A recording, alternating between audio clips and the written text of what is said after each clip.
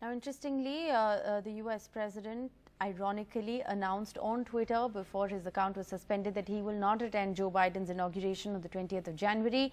He tweeted to say that to all of those who have asked, I will not be going to the inauguration on the 20th of January. Now, interestingly, there is support for Donald Trump that's coming in from different quarters of the BJP here in India that are criticizing Twitter for, in fact, suspending Donald Trump's account permanently. Tejasvi Surya, the national president of the BJP Yuva Morcha, tweeted to say this must be a wake-up call for all who don't yet understand the threat to our democracies by unregulated big tech companies. If they can do this to POTUS, they can do this to anyone. Sooner India reviews intermediary regulations, better for our democracy. Amit Malviya, who is the national in charge of BJP's Information Technology Department, has also tweeted saying deplatforming Donald Trump as sitting US president sets a dangerous precedent. It has less to do with his views and more to do with intolerance for a differing point. Ironically, those who claim to champion free speech are celebrating.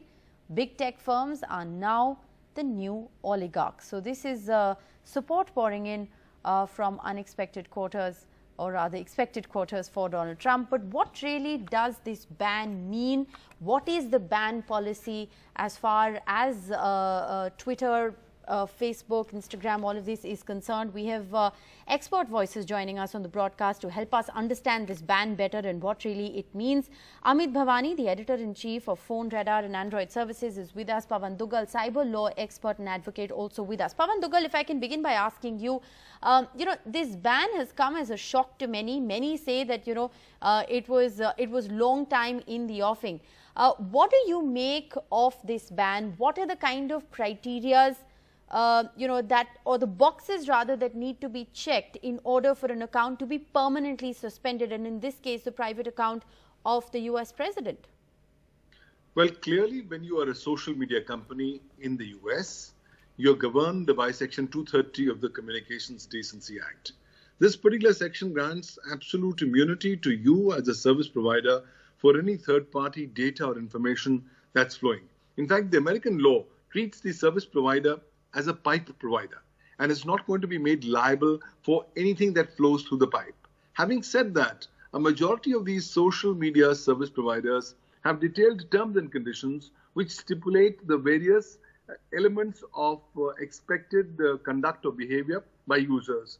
It also, these kinds of terms and conditions grant the responsibility and the duty to the concerned service providers to go ahead and delete accounts, suspend accounts permanently, temporarily, in case of its violation of the terms and conditions or their privacy policies.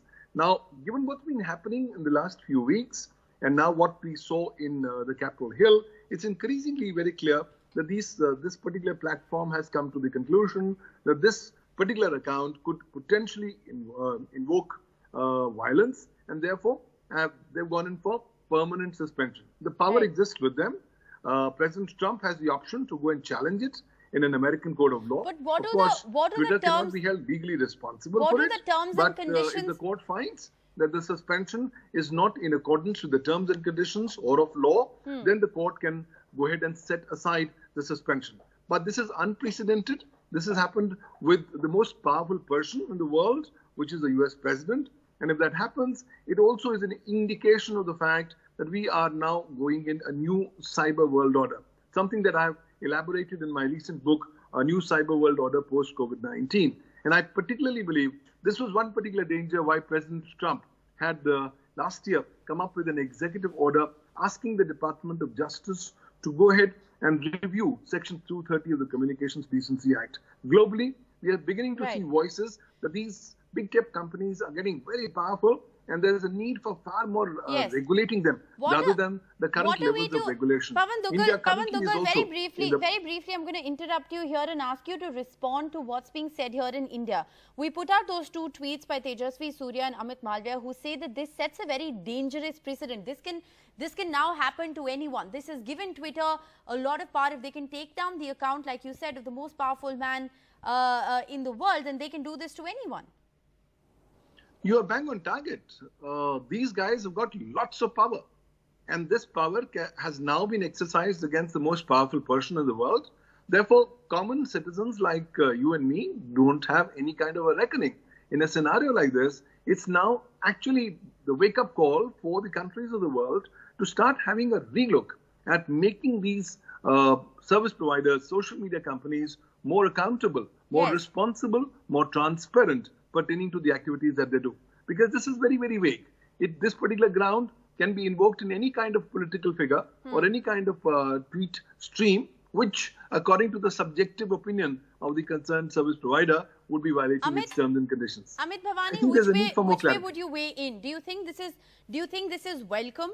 The fact that this action has been taken, and it's not just action that's been taken against his personal Twitter account, but allied accounts of supporters of Donald Trump's team, all of those have been taken down as well. His tweets from the official POTUS account have been taken down as well. So this is a very coordinated, concerted action that's been taken. What do you make of it? Do you think this is welcome and should be followed in other countries as well, or this is dangerous? I think this is dangerous because this is not something which we had actually expected. But then you also have to take a look at the timing. I mean, Donald Trump isn't going to be in the power, and we have a new US president coming in. So it's the right time where Twitter could have, if Twitter really wants to put their policies in place, they could have done that probably 2 years back when he has been tweeting these things from a long time, right? I mean, he has been the president and he has been doing these kind of violent tweets, random tweets all of a sudden. And if it's being taken right now when he's no more a president, when it's confirmed that he's not a president anymore, then you really think that Twitter really has the power? It's more of a show off that, they are just taking some action on a president, but they anyway know that he cannot take any kind of action against them anymore, at least. So you're saying there's no bravado really, or Twitter doesn't really need to be patted on its back for this action that it's taken against an outgoing president. Had they done this earlier, perhaps it would have set some kind of a precedent. Is that what you're saying? Yes, exactly. I mean, you can clearly analyze the timing here. Joe is coming in power, and if they really think that they have taken a good step, then they should have taken it long back. This is not the right way to even do that. And in fact, the platforms shouldn't be controlling everything this way. Amit Bhavani, very, very quick last question to you. Does it check the boxes?